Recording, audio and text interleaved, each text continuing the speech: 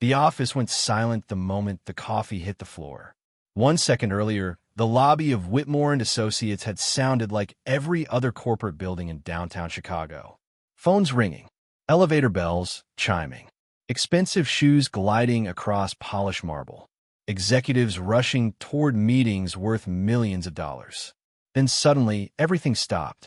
A paper coffee cup rolled slowly across the lobby floor, while dark liquid spread across the white marble tiles like spilled ink. A terrified young intern stumbled backward in panic, her hands shaking as employees turned toward the commotion.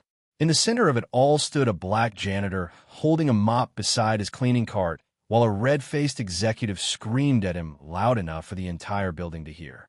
People near the reception desk froze instantly. Even the security guards looked uncomfortable. Nobody moved. Nobody spoke. They simply watched. The executive's name was Richard Calloway, Senior Operations Director, 56 years old, feared by employees throughout the company for his explosive temper and humiliating management style. Richard had built a reputation for making people feel small, especially workers he believed were beneath him. Interns feared him. Assistants avoided eye contact with him. Maintenance workers stayed out of his way whenever possible. But this morning, his attention was locked entirely on the quiet janitor standing silently in front of him. "You people ruin everything you touch," Richard shouted as his voice echoed through the massive lobby.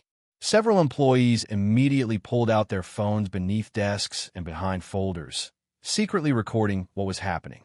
One woman near the elevator covered her mouth in shock while another employee quietly whispered, "Oh, God, he's doing this again."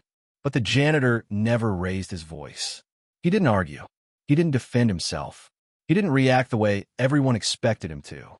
Instead, he calmly bent down onto one knee, picked up the crushed coffee cup from the floor, and quietly began wiping the marble tiles clean with a towel from his cart. His movements were controlled, steady, disciplined, almost mechanical. Then, without even looking angry, he glanced up at Richard and asked in a calm voice, "Would you like me to clean the rest of it too, sir?" A few people in the lobby looked confused by how calm he sounded. Others looked embarrassed for him. Richard laughed harshly, shaking his head in disgust as he adjusted his expensive suit jacket. "That's what you're here for," he snapped loudly.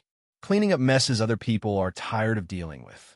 What nobody inside that building understood at that moment was that the quiet janitor kneeling on the marble floor had once led Marines through live enemy fire in Fallujah. The man Richard Calloway was humiliating in public, had spent years surviving conditions most people would never mentally recover from. His name was Isaiah Brooks, 43 years old, former Marine Staff Sergeant, décoraté de combat vétéran, a man who had carried wounded soldiers across collapsing streets while bullets tore through concrete around him.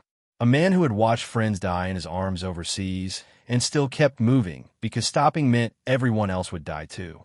Long before he ever pushed a mop through an office building, Isaiah Brooks had been trusted with leading young Marines into places where survival itself felt uncertain. He had earned medals for courage under fire, though he rarely spoke about them. In fact, almost nobody at Whitmore and Associates even knew he had served in the military at all. To the people working in that building, Isaiah was just the quiet janitor who arrived before sunrise and disappeared before executives finished lunch. Most employees barely noticed him. Some never even learned his name, but they all noticed something unusual about him. He carried himself differently. His posture was straight. His shoes were always polished. His routine never changed. Every morning at exactly 5:15 a.m., Isaiah entered through the service entrance carrying black coffee in a steel thermos. He greeted security guards politely, cleaned each floor with military precision, and spoke only when necessary. Some workers interpreted his silence as weakness. Others assumed he was unfriendly.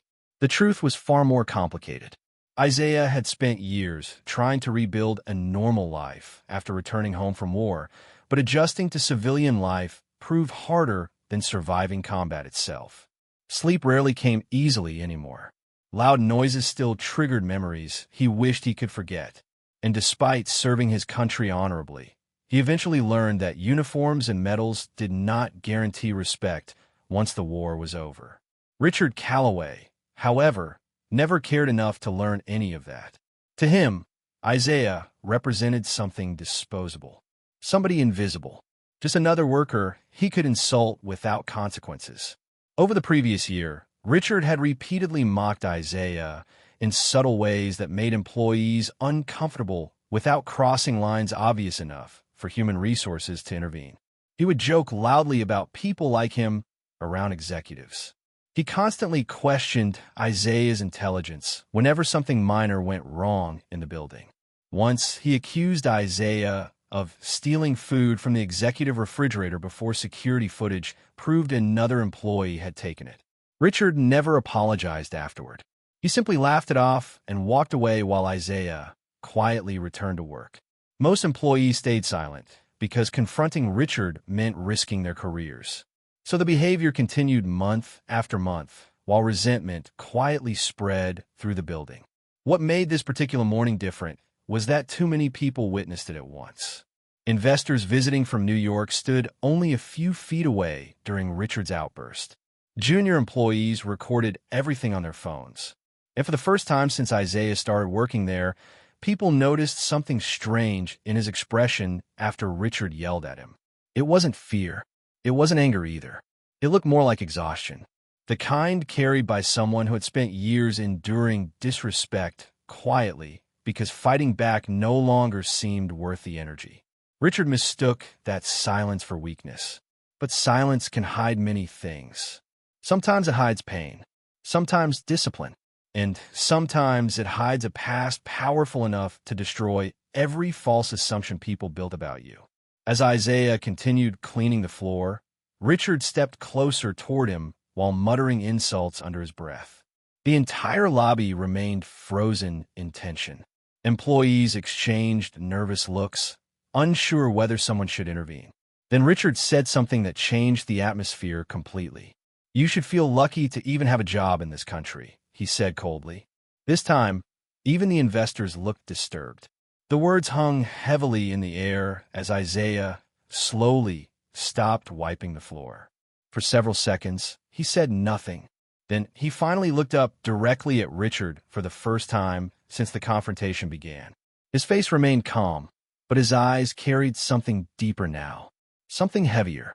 "I defended this country, sir," Isaiah said quietly. The lobby fell completely silent.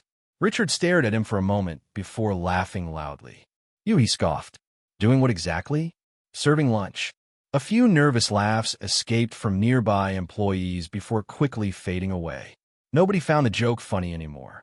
Isaiah lowered his eyes again, stood up slowly, and pushed his cleaning cart toward the hallway without another word. But several people kept staring at him long after he disappeared around the corner. Something about the way he carried himself no longer matched the image they had created in their minds. One older security guard near the front desk looked especially disturbed. Unlike most employees, he recognized something familiar in Isaiah's posture the moment he mentioned serving his country. The guard had spent 20 years in the Army before working private security.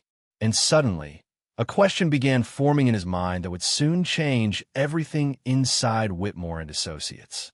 Because within a few hours, the video recorded inside that lobby would begin spreading online faster than anyone expected. Employees would start asking questions about the quiet janitor they ignored every day. Former Marines across the country would recognize Isaiah Brooks almost immediately after seeing his face.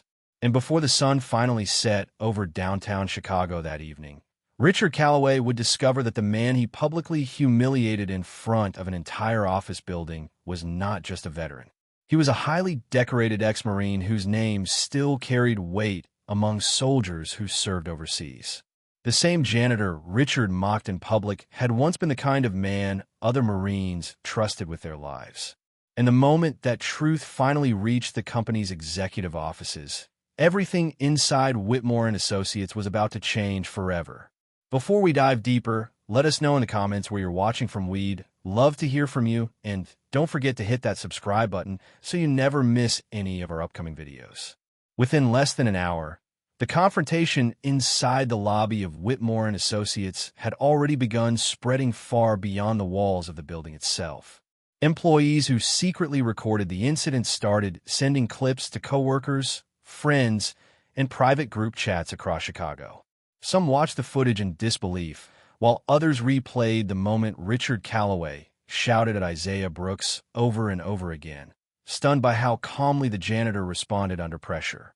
The video itself lasted barely 2 minutes, but something about it unsettled people deeply. Maybe it was the humiliation happening in public. Maybe it was the silence from employees who stood nearby and did nothing. Or maybe it was the expression on Isaiah's face when Richard mocked his military service. Because the longer people watched the footage, the more they realized the quiet janitor didn't react like someone who was weak. He reacted like someone who had already survived things far worse than insults from an arrogant executive. By early afternoon, whispers had started moving through every floor of the building. Receptionists stopped gossiping about celebrities and began talking about Isaiah Brooks instead. Junior associates replayed the footage secretly during lunch breaks. Even employees who normally avoided workplace drama found themselves asking the same question quietly under their breath. Who exactly was the man pushing that cleaning cart every morning before sunrise? Nobody seemed to know much about him beyond surface-level details. He had worked maintenance for nearly 14 months. He rarely spoke about his personal life. He never attended office parties. And despite constant disrespect from Richard Calloway, he had never once filed a complaint against anyone inside the company. That alone confused people. Most employees would have exploded months earlier under the same treatment. But Isaiah absorbed humiliation with a level of control that almost felt unnatural. Then another detail from the video began bothering people even more. The exact moment Isaiah said, "I defended this country, sir." The sentence sounded simple, but the way he said it carried weight. No anger, no performance, no need to prove himself. It sounded like a statement from someone who had already spent years carrying memories nobody else could fully understand.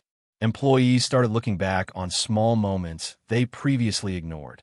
The scars visible near Isaiah's wrist whenever he rolled up his sleeves. The military-style haircut he maintained despite working janitorial shifts. The disciplined way he moved through crowded hallways without ever appearing distracted. One employee even remembered seeing Isaiah instinctively duck during a loud construction noise months earlier before quickly regaining composure and continuing to work as if nothing happened. Meanwhile, Richard Calloway remained completely unaware of how rapidly the situation was escalating beyond his control. Inside his executive office on the 22nd floor, he dismissed the incident as another meaningless confrontation with a low-level employee. He had no idea that downstairs, security guards and interns were quietly searching Isaiah Brooks online, trying to understand who he really was. But the internet moves fast when outrage and mystery collide together. Before long, someone noticed an old military tattoo partially visible on Isaiah's forearm in one frame of the video. Another person recognized the way he referred to service with the quiet confidence common among combat veterans. Then finally, one former Marine watching the clip online paused the video entirely after seeing Isaiah's face clearly for the first time. The comment appeared beneath the video less than 2 hours later. "Wait, is that Staff Sergeant Isaiah Brooks?" At first, nobody paid attention to it, but then more comments followed almost immediately. "No way. That can't be him. Brooks from 2nd Battalion. The guy from Fallujah?" Suddenly, the conversation changed completely. The footage was no longer just about workplace racism or executive abuse. Now, people wanted answers about the quiet janitor himself. News pages began reposting screenshots from the confrontation alongside military speculation for veterans online. Employees inside Whitmore and Associates watched the comment sections grow by the minute while confusion spread through the building. Some workers even started feeling guilty for how they treated Isaiah over the past year. Because if the rumors were true, then the man cleaning office bathrooms every morning had once lived an entirely different life before ending up inside their corporate building. But the biggest question remained unanswered. If Isaiah Brooks truly had a decorated military past, then why was he working overnight janitorial shifts instead of living comfortably as a respected veteran? What happened after he came home from war? Why did someone who once led Marines through combat now spend his mornings silently mopping floors while executives ignored him? And perhaps the most unsettling question of all was this: what would happen once Whitmore and Associates discovered the full truth about the man Richard Calloway, publicly humiliated in front of the entire company? Because hidden behind Isaiah's quiet routine was a story nobody inside that office was prepared to hear. A story involving combat missions overseas, buried trauma, broken systems, lost friendships, and sacrifices that followed him long after the war ended. The same man executives barely acknowledged every morning had once carried wounded Marines through collapsing streets while under enemy fire. And somewhere inside old military records, archived photographs, and the memories of soldiers who served beside him, existed details powerful enough to destroy Richard Calloway's reputation forever once they finally surfaced. And by the end of that day, they would. The man nobody saw. Every morning while most of downtown Chicago was still asleep, Isaiah Brooks followed the exact same routine with almost military precision. At 4:30 a.m., long before executives entered Whitmore and Associates carrying expensive briefcases and coffee orders, Isaiah parked his aging pickup truck 3 blocks away from the building and walked the remaining distance through the cold morning air. Winter or summer, rain or snow, he arrived at the same time every single day. Security guards often joked they could set their watches by him. He never rushed, never looked distracted, never complained about overtime. By the time the first elevator doors opened for corporate employees around 7 a.m., Isaiah had already cleaned half the building in complete silence. Most people inside Whitmore and Associates barely noticed him. To executives rushing between meetings, Isaiah existed somewhere in the background like office furniture or hallway lighting. Invisible, replaceable, easy to overlook. But if anyone had slowed down long enough to actually pay attention, they would have noticed things that didn't quite fit the image of an ordinary janitor. The tattoos partially hidden beneath his sleeves weren't random designs. They were military unit markings, dates, coordinates, names of men who never made it home. His posture remained straight even after 12-hour shifts. His shoes were always polished. His cleaning cart stayed perfectly organized down to the exact placement of every towel and spray bottle. Small details most people ignored completely. Isaiah rarely spoke unless spoken to first. And even then, his answers stayed short and respectful. Some employees interpreted his silence as shyness, while others assumed he simply lacked social skills. The truth was far more painful. Isaiah spent years learning how to keep difficult memories locked away behind discipline, because talking about them only made them harder to carry. Sleep had become difficult long ago. Some nights, he barely managed 2 or 3 hours before nightmares pulled him awake again. Loud sounds still triggered reactions he couldn't fully control. Fire alarms, slamming doors, sudden shouting in crowded spaces. His body remembered war even when his mind desperately wanted to forget it. Inside his small apartment on the south side of Chicago, traces of his old life remained carefully preserved like pieces of a man he used to be. Folded neatly inside a closet sat his old Marine dress uniform sealed in protective plastic. A faded American flag rested inside a wooden display, cased beside combat medals hidden beneath layers of dust. Framed photographs showed younger versions of Isaiah standing beside fellow Marines overseas, smiling in desert heat before missions that would change all their lives forever. In one picture, Isaiah stood shoulder to shoulder beside a Marine named Eric Dalton, his closest friend during deployment. Eric died during their second tour after an explosion tore through their convoy outside Fallujah. Isaiah survived. For years afterward, that fact haunted him more than any physical wound ever could. Every evening after work, Isaiah followed another quiet routine nobody knew about. He called his mother before dinner, no matter how exhausted he felt. Gloria Brooks was 71 years old and battling chronic heart problems from a small apartment in Detroit. Isaiah sent her money every month, even when his own finances barely stretched far enough to cover rent. He never told coworkers about her medical bills or the second jobs he picked up during weekends to help pay for medication. Pride kept him silent. The Marines trained him to carry burdens without complaining, and that habit stayed with him long after military service ended. Despite his struggles, Isaiah still found small ways to help people around him whenever he could. An elderly security guard named Walter often arrived early complaining about knee pain from old Army injuries, and Isaiah quietly brought him black coffee every Friday morning without ever mentioning it afterward. When a young intern accidentally broke her office desk drawer during her first week, Isaiah repaired it before she returned from lunch so she wouldn't get blamed by management. One night, another janitor admitted he couldn't afford groceries until payday, and Isaiah secretly slipped $40 into the man's locker before leaving for the evening. Nobody ever saw these moments happen. Isaiah preferred it that way. Meanwhile, on the upper executive floors of Whitmore and Associates, Daniel Whitmore operated like a man convinced power made him untouchable. At 54 years old, Daniel carried himself with the arrogance of someone who spent decades climbing corporate ladders by intimidating weaker people beneath him. Expensive watches wrapped around his wrist, tailored suits, luxury cars waiting downstairs. Inside the company, employees feared him almost as much as they resented him. Meetings became unbearable whenever Daniel lost his temper, which happened often. Assistants cried in bathrooms after being publicly humiliated over small mistakes. Junior associates learned quickly that disagreeing with Daniel during presentations could destroy careers overnight.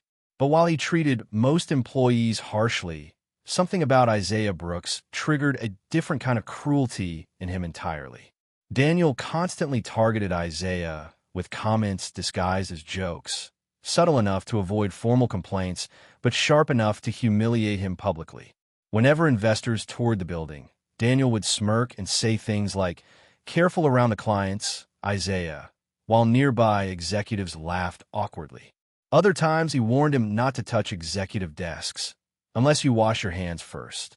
Once during a company event, Daniel jokingly told another manager that Isaiah looked more intimidating than the building security team. The comments always carried the same ugly undertone, and everybody understood exactly what Daniel meant without him needing to say it directly. Employees heard these remarks constantly. Some looked uncomfortable. Others stayed silent to protect themselves. Nobody confronted Daniel openly because everyone knew how dangerous that could become professionally. And Isaiah never reacted. That silence confused people more than anything else. Most workers assumed humiliation would eventually push him into anger, but Isaiah absorbed every insult with the same calm expression. He simply nodded politely and continued working. What nobody understood was that after surviving combat overseas, corporate cruelty no longer shocked him the way it shocked everyone else. Compared to war, people like Daniel Whitmore seemed small, loud, fragile. Men who mistook intimidation for strength because they had never truly faced fear themselves. Still, silence does not mean wounds disappear. Every insult added weight Isaiah already carried privately for years. Some nights, after work, he sat alone in darkness replaying memories he wished he could erase. Friends screaming for help during ambushes. Helicopters lifting bodies from shattered streets. The terrible guilt of surviving when stronger men beside him did not. Civilian life often felt disconnected from everything he endured overseas. Employers saw a middle-aged black veteran with limited civilian experience instead of a proven leader trusted under life-or-death pressure. Interviews ended awkwardly once gaps in employment surfaced. Some companies quietly rejected him after learning about his PTSD diagnosis through Veterans Assistance programs. Eventually, janitorial work became one of the few steady jobs available.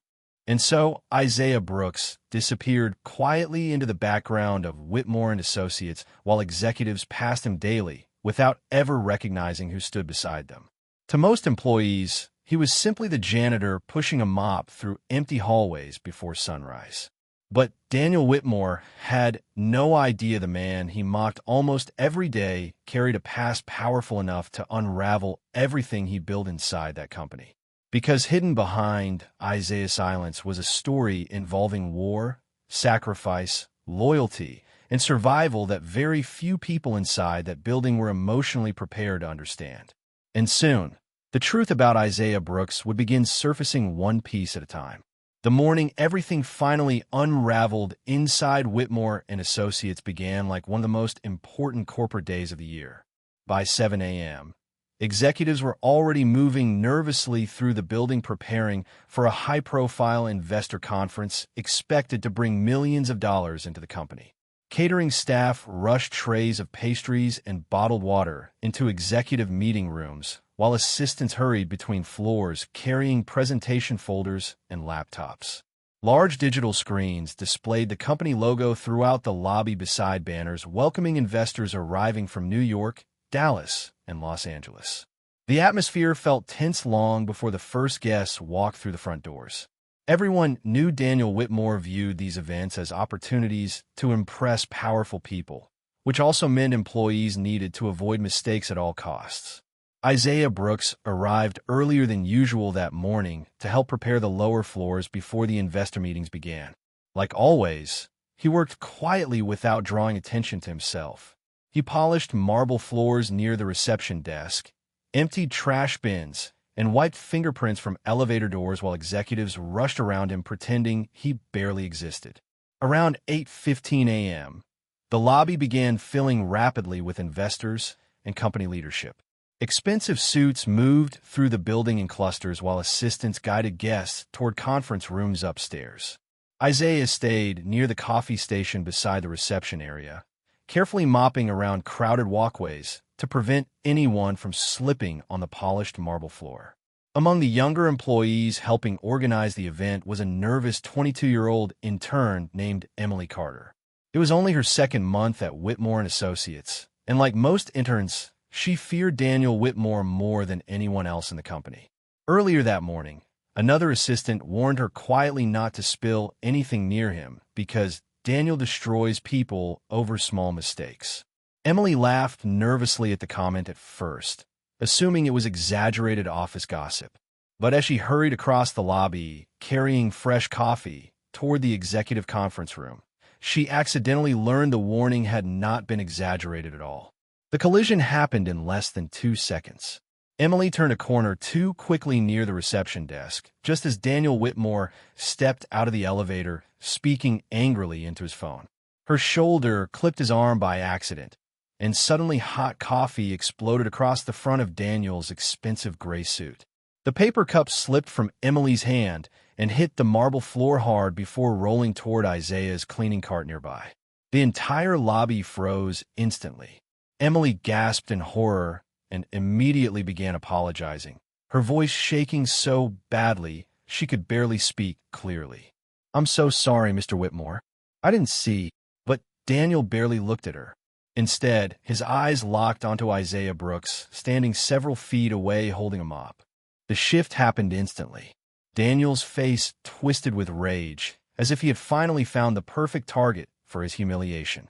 "What the hell is wrong with you?" he shouted loudly across the lobby. Conversations stopped mid-sentence throughout the building. Investors turned around.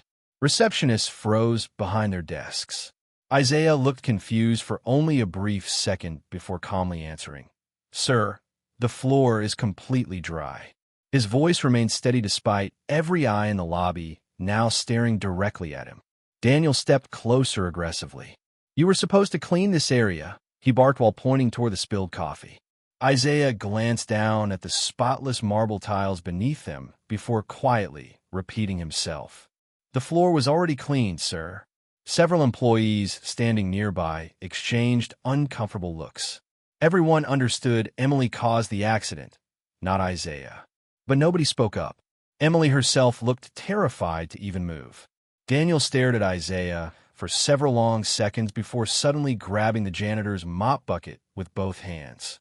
Without warning, he violently dumped dirty water across the polished lobby floor in front of investors, employees, and security guards. "There!" Daniel yelled. Now clean something useful for once. A loud gasp moved through the lobby almost immediately. One woman near the elevators visibly flinched in shock, while another employee quietly began crying beside the reception desk. Several younger workers instinctively pulled out their phones beneath folders and handbags, secretly recording everything happening in front of them. Even some investors appeared deeply uncomfortable watching the scene unfold. But Daniel kept going. Years of arrogance and unchecked behavior had convinced him nobody inside the company would challenge him publicly, especially not a quiet janitor. Isaiah stood completely still beside the spilled water for a moment. Then, without arguing, he slowly knelt down onto the marble floor and began cleaning the mess in silence. The image disturbed people more than shouting would have. A decorated war veteran unknowingly kneeling at the feet of a screaming executive while dozens of co-workers watched in silence without helping. Daniel looked around the lobby almost proudly, as if enjoying the attention. This is exactly why standards in this country keep collapsing, he muttered loudly enough for nearby employees to hear. Then he crossed a line that changed everything. You should feel lucky to even have a job in this country. The sentence landed like a shockwave through the entire lobby. Complete silence followed immediately afterward. Even the sounds of elevator doors and office chatter seemed to disappear. Several employees lowered their eyes in discomfort while investors exchanged stunned looks with one another. One man, standing near the conference room entrance, slowly removed his glasses as if unsure he had heard Daniel correctly. For the first time since the confrontation began, Isaiah stopped moving entirely. The towel remained in his hand, while water pooled silently across the marble floor beneath him. Then slowly, Isaiah looked up. His face remained calm, but something inside his expression had changed completely. The exhaustion people noticed earlier returned again, heavier this time, deeper, like a man remembering things he spent years trying to bury. When he finally spoke, his voice sounded controlled and quiet. I defended this country, sir. The lobby stayed frozen.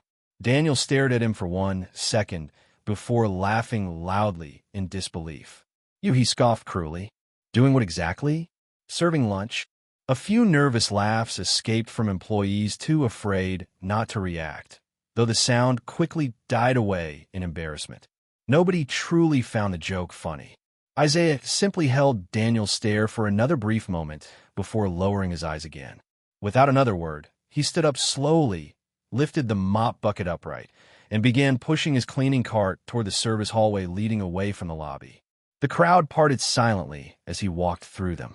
But while most employees watched Isaiah disappear down the hallway, one investor near the back of the lobby kept staring after him with growing confusion. His name was Charles Bennett, a retired defense contractor from Virginia who had spent years working alongside military personnel overseas. Something about Isaiah's face looked familiar to him, not from corporate events, not from business circles, somewhere else, somewhere tied to uniforms, combat briefings, and military photographs from years earlier. Charles narrowed his eyes as Isaiah disappeared around the corner. And for the first time that morning, someone inside Whitmore and Associates began realizing the quiet janitor might not be who everybody assumed he was at all. By lunchtime, the video from the lobby of Whitmore and Associates had completely escaped the building. What began as a shaky cell phone recording passed secretly between employees quickly exploded across social media platforms faster than anyone inside the company could control. Clips of Daniel Whitmore screaming at Isaiah Brooks appeared on TikTok, Facebook, Instagram, and YouTube, accompanied by captions calling out racism and workplace abuse. Thousands of people shared the footage within hours. Reaction channels reposted the confrontation beside angry commentary, while local news accounts began contacting employees asking for interviews. The image of Isaiah kneeling silently on the marble floor while Daniel mocked him in front of investors triggered outrage almost immediately across the country. The comments flooded in nonstop. Fire him immediately. That man served this country. This is disgusting.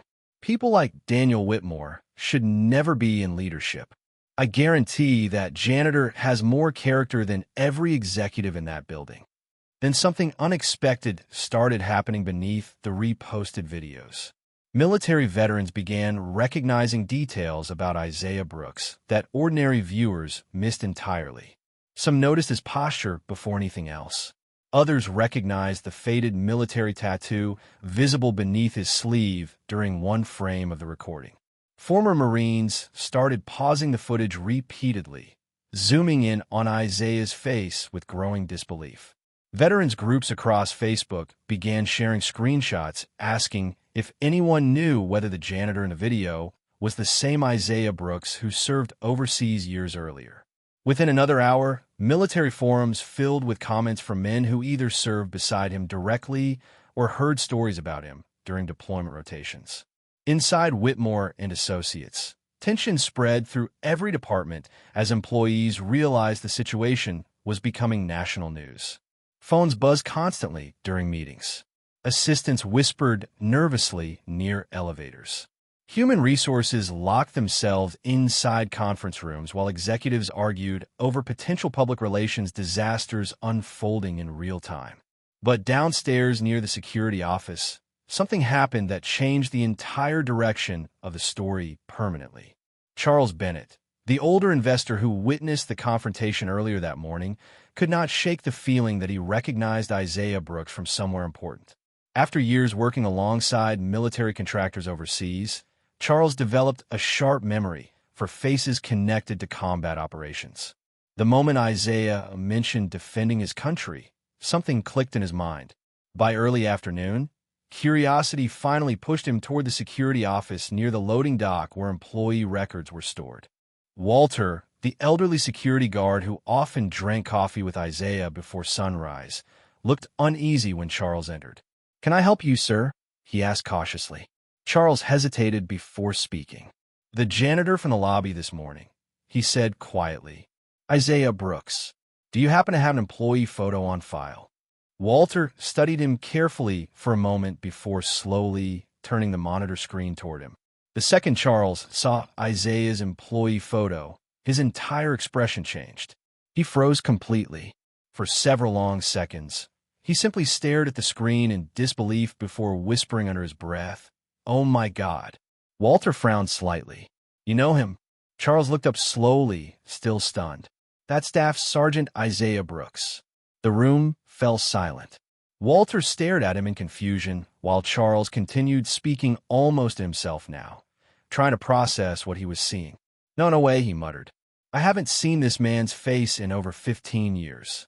Then he looked directly at Walter. "Do you people here have any idea who's been cleaning this building every morning?" Walter said nothing. Charles stepped backward slowly while memories rushed back into his mind. Afghanistan. Dust storms. Military convoys. Combat briefing. In one particular story, he heard repeatedly among Marines stationed overseas during the height of the war. A story about a squad leader named Isaiah Brooks who carried wounded soldiers through enemy fire during an ambush outside Fallujah after an explosion trapped part of his unit beneath collapsing debris. Suddenly, the quiet janitor from the lobby no longer looked ordinary at all.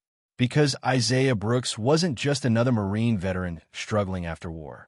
He was one of the most respected squad leaders in his entire battalion. Over the next several hours, more pieces of Isaiah's military history began surfacing online as veterans shared archived photographs and deployment records connected to his service. Grainy combat images spread across social media beside the viral office confrontation video. One photograph showed a younger Isaiah standing beside fellow Marines covered in dust somewhere outside Fallujah during his first deployment. Another showed him receiving a Silver Star for valor after rescuing wounded Marines during active combat operations. News reporters started contacting military sources, confirming details about his service history, while hashtags supporting him spread rapidly online. And the deeper people looked into Isaiah Brooks, the more unbelievable the story became. Years earlier, during a brutal firefight in Iraq, Isaiah reportedly carried an injured Marine nearly 2 miles through collapsing streets while enemy gunfire erupted around them. Another wounded soldier later described Isaiah refusing evacuation until every surviving member of his squad made it on a helicopter safely. Military records confirmed he received commendations for extraordinary courage under fire after risking his life repeatedly during rescue operations overseas. One former Marine interviewed online described Isaiah as the kind of man soldiers prayed would lead them during combat. Another simply called him the reason some of us made it home alive. But behind every heroic story, hidden inside military records, existed another reality few people talked about publicly. War followed Isaiah home. After leaving the Marines, he struggled desperately trying to reconnect with normal civilian life. PTSD destroyed job opportunities almost immediately after employers learned about his condition. Sleep became nearly impossible without medication. Panic attacks arrived unexpectedly in crowded places. Loud noises triggered combat memories he couldn't fully suppress. His marriage collapsed slowly beneath the weight of emotional distance and untreated trauma. Eventually, his wife left, exhausted from watching him disappear mentally piece by piece after returning from deployment. Veterans assistance programs promised help, but delivered endless paperwork, delayed appointments, and months of waiting lists instead. Bills piled up. Employers rejected him repeatedly after interviews, once gaps in employment surfaced alongside military medical history. Over time, janitorial work became one of the few steady jobs available to him. Inside Whitmore and Associates, employees began looking at themselves differently as the truth spread floor by floor. People who previously ignored Isaiah now replayed old interactions inside their heads with growing shame. The receptionist who never learned his name despite seeing him daily for over a year. The associates who nervously laughed when Daniel mocked him publicly. The managers who stayed silent during racist comments because speaking up felt professionally risky. Guilt settled heavily throughout the office once employees realized the quiet janitor they overlooked every day had sacrificed more for his country than most people ever would. Meanwhile, Daniel Whitmore finally understood the situation spiraling beyond his control. By late afternoon, Daniel sat alone inside his executive office, furiously scrolling through social media posts spreading the confrontation video across the internet. News outlets were already contacting Whitmore and Associates for statements. Veterans organizations publicly condemned him online. Former Marines flooded comment sections defending Isaiah Brooks while demanding Daniel's termination. Panic slowly replaced arrogance inside Daniel's expression as he realized the story was no longer disappearing quietly. Almost immediately, he started trying to contain the damage. He called human resources, demanding employee recordings be deleted immediately. He threatened disciplinary action against workers who shared footage online. He insisted publicly that the situation had been misunderstood, while privately blaming interns, staff members, and even Isaiah himself for embarrassing the company. But every attempt to control the narrative only made things worse. Employees had already saved copies of the footage. News channels continued replaying the confrontation nationwide. And somewhere beyond Daniel's control, powerful people were beginning to pay attention. Then, shortly after 6 p.m., a message arrived inside the executive offices that instantly changed the atmosphere of the entire building. The CEO had seen the video, and everything inside Whitmore and Associates was about to change. By early evening, Whitmore and Associates no longer felt like the confident corporate headquarters it had been only hours earlier. The atmosphere inside the building had completely shifted. Employees whispered nervously behind office doors while executives avoided eye contact walking through hallways. Phones rang nonstop across multiple departments as reporters, legal consultants, and public relations advisors demanded answers about the viral video spreading nationwide. Every major local news station in Chicago had already aired clips from the confrontation between Daniel Whitmore and Isaiah Brooks, while national outlets began picking up the story through veteran communities online. The company's reputation was collapsing publicly in real time, and everyone inside the building understood one terrifying reality. The situation was getting worse by the minute. Then shortly after 6:30 p.m., a black SUV pulled quietly beneath the executive entrance outside Whitmore and Associates. The moment employees recognized who stepped out of the vehicle, panic spread almost instantly through the upper floors. Evelyn Carter had returned. As CEO of Whitmore and Associates, Evelyn rarely visited the Chicago headquarters unexpectedly. Most executive meetings with her were scheduled weeks in advance, and her reputation inside the company carried almost legendary weight. Unlike Daniel Whitmore, Evelyn ruled through control rather than intimidation. She was known for staying calm under pressure, which made moments when she showed anger especially dangerous. Employees who spent years inside the company understood one thing clearly. If Evelyn Carter personally returned to headquarters at night without warning, someone's career was about to end. And this time, everyone knew. Daniel immediately shook his head in panic. "I didn't know he was military," he stammered quickly. "If someone had informed me beforehand." Suddenly, Evelyn slammed her hand against the conference table hard enough to make several executives jump in their seats. "I don't care what you knew." The room froze instantly. For the first time since entering the conference room, genuine anger appeared openly across Evelyn Carter's face. "You humiliated a man in front of employees, investors, and the entire country because you believed he was beneath you," she said coldly. "Do you understand how disgusting that looks right now?" Daniel opened his mouth to respond, but nothing came out. Then Evelyn revealed something nobody else inside the room expected. "My father was a Marine," she said quietly. The room remained silent. "He served 2 tours in Vietnam before spending the next 20 years trying to pretend the war never followed him home." Evelyn paused briefly while staring directly at Daniel. "I spent my childhood watching a good man wake up screaming in the middle of the night because some memories never leave soldiers completely." Daniel's face slowly lost color. Evelyn continued speaking calmly now, which somehow felt even worse. "So when I watched that video today," she said, "I didn't just see a janitor being humiliated." She leaned slightly forward. "I saw a man who already sacrificed more for this country than you ever will." Nobody moved. Nobody dared interrupt her. For years, Daniel Whitmore built his reputation inside Whitmore and Associates through intimidation and fear. Employees tolerated his behavior because they believed his power protected him from consequences. But sitting inside that conference room now, it became painfully obvious his power had vanished completely. Sweat formed across his forehead, while panic spread visibly through every word leaving his mouth afterward.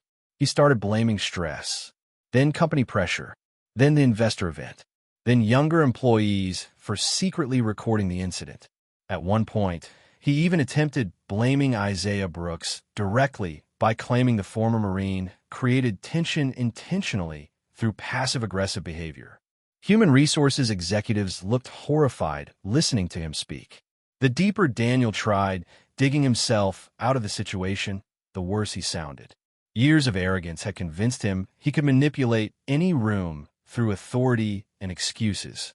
But for the first time in his career, nobody inside the room feared him anymore. Evelyn simply watched him unravel piece by piece. Finally, Daniel turned desperately toward human resources. "We can still contain this," he insisted nervously. "If we issue the right statement and discipline the employees responsible for leaking footage." One of the HR directors interrupted him quietly. "The footage is everywhere now." Daniel looked around the room, desperately searching for support, but every face avoided his completely. Because everyone understood the truth now. This was no longer a public relations problem. It was a moral one, and the country was watching. But despite everything collapsing around him, Daniel Whitmore still didn't fully understand how much worse things were about to become. Because while executives argued inside conference rooms and lawyers discussed damage control strategies, Isaiah Brooks remained completely unaware of what was happening upstairs. He continued working quietly through empty hallways, believing the humiliation from earlier that morning was already over. He had no idea the final confrontation was still coming. And when it arrived, Daniel Whitmore would experience something far more painful than public embarrassment. He would finally be forced to face the man he spent months treating like he was invisible. By the time dawn broke over Chicago the next morning, Whitmore and Associates no longer felt like the same company that had existed just 24 hours earlier. Word of the confrontation, the viral footage, and the military revelations had already reached national news outlets, veteran organizations, and corporate watchdog groups. Inside the building, silence replaced the usual morning rush. Employees moved slowly through hallways, avoiding eye contact, still processing everything they had learned about Isaiah Brooks overnight. Many of them had replayed the same question repeatedly in their minds since the truth surfaced. How had they worked beside a man like Marcus Reed for over a year without ever truly seeing him? At exactly 9 a.m., every employee received a mandatory message summoning them to the main lobby. No one needed to be told why. When Marcus Reed entered the building that morning, he immediately noticed something was different. The usual noise was gone. No routine executives. No distracted conversations. Even security guards stood unusually still near the entrance. As he walked toward the center of the lobby holding his cleaning card, employees slowly began gathering from every floor of Whitmore and Associates. Some looked guilty. Some looked emotional. Others simply looked uncertain about what was about to happen. And for the first time since he started working there, Marcus was not invisible. Evelyn Carter stood waiting near the center of the lobby beside Daniel Whitmore. But Daniel was no longer standing with authority. He stood quietly, hands trembling slightly, his confidence completely gone. Evelyn stepped forward first, her expression calm but firm. Everyone here witnessed something yesterday that should never have happened inside this company, she began. Her voice carried across the silent lobby. And as CEO of Whitmore and Associates, I take full responsibility for allowing a culture where it could happen at all. Marcus stood still beside his cleaning cart, clearly confused by the gathering crowd. He had not expected attention, and he certainly had not expected to be the center of it. Evelyn turned toward him directly. Marcus Reed, she said clearly, on behalf of this company, I want to apologize to you. The lobby remained completely silent. Every employee watched. No one moved. Evelyn continued. You were disrespected, humiliated, and treated in a way no human being should ever be treated, especially someone who served this country. Then she turned slightly, gesturing toward Daniel Whitmore. Effective immediately, she said, Daniel Whitmore is terminated from his position. A quiet wave of shock moved through the lobby. Some employees covered their mouths. Others lowered their heads. Daniel didn't speak. He didn't argue. He simply stood there, staring at the floor as if trying to disappear from the moment entirely. The power he once held over the building had vanished completely. Evelyn looked back at Marcus. This decision is yours now, she said softly. Whatever you choose to say or do, we will respect it. All eyes turned toward Marcus Reed. For a moment, he said nothing. Not because he was unsure, but because he understood exactly how much weight the moment carried. He could feel every emotion in the room pressing toward him at once. Guilt from employees who had ignored him. Shame from those who had laughed nervously at Daniel's insults. And silence from people who now realized they had stood by without speaking when it mattered most. Finally, Marcus spoke. His voice was steady, controlled, calm. I don't want revenge. The lobby stayed silent. I just want people to remember something, he continued. He looked briefly across the faces watching him. The uniform comes off. A pause followed, but sacrifice doesn't. For a moment, nobody reacted. Then slowly, one employee began to nod. Then another, until the entire lobby felt the weight of those words settle into something deeper than just emotion. It was understanding, realization, accountability. Marcus lowered his head slightly and stepped back toward his cleaning cart as if preparing to return to work, but Evelyn gently stopped him. Marcus, she said quietly, you don't have to keep doing this job if you don't want it anymore. Marcus looked at her for a moment, then at the employees watching silently around him. I'm not here because of what I do, he replied softly. I'm here because of who I am. And with that, he slowly turned away. Later that afternoon, as employees began returning to their offices in quiet reflection, A young intern named Emily Carter approached Marcus near the service hallway. She hesitated for a moment before finally speaking. "Mr. Reed," she said softly, "can I ask you something?" Marcus paused and looked at her calmly. "Why didn't you fight back when he was yelling at you?" For a moment, Marcus didn't answer. He simply studied the floor, as if choosing his words carefully. Then he gave a faint, almost tired smile.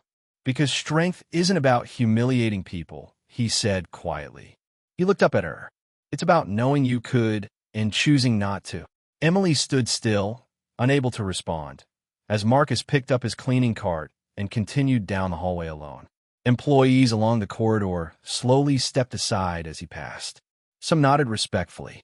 Others simply watched in silence. For the first time, Marcus Reed was not unseen. He was acknowledged. Inside the maintenance closet where his old Marine photograph still hung quietly beside his tools, the image of a younger version of him in uniform remained unchanged. But everything around it had shifted. The story of Marcus Reed was no longer hidden inside the walls of Whitmore and Associates. And as he disappeared down the hallway one final time, the weight of everything he endured followed him not as shame, but as recognition. Some heroes don't wear suits. Some don't ask for attention. And sometimes, the strongest people are the ones the world overlooks. What would you have done in Marcus Reed's position? Do you think Daniel deserved what happened to him? And have you ever seen someone judged completely wrong?